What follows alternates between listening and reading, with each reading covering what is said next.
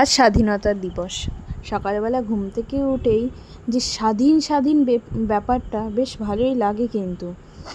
তারপরে দেখি ও বাবা, ইনি তো সারা রাত্রি দেশকে স্বাধীন করে এখনও 9টা পর্যন্ত ঘুমোচ্ছে। কত ক্লান্তই না হয়ে গেছে দেশ স্বাধীন করে। দেখো কিভাবে ঘুমাচ্ছে। এনার ঘুম দেখে আমার এত হাসি পাচ্ছে কি আর বলবো। তারপর চলে কাঁথা ধুতে, যেটা প্রত্যেক দিনের ডিউটি থাকে। 1 গামলা করে কাঁথা হয়ে যায়। 1 গামলা কাঁথা ধোয়ার পরে মেলে টেলে এসে ব্রাশ করে নিলাম। এইবার দেখলাম বড়মশাই কত সবজি এনেছে। দেখো কি কি সবজি এনেছে।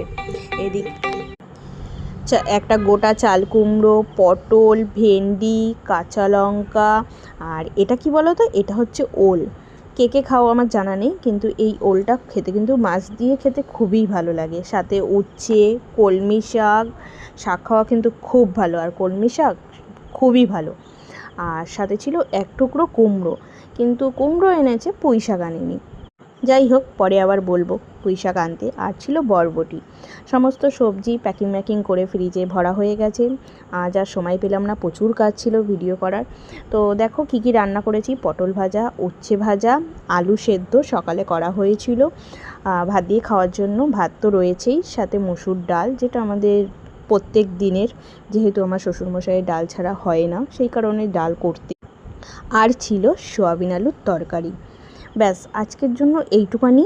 আবার অন্য দিন অন্য ভিডিও শেয়ার করব।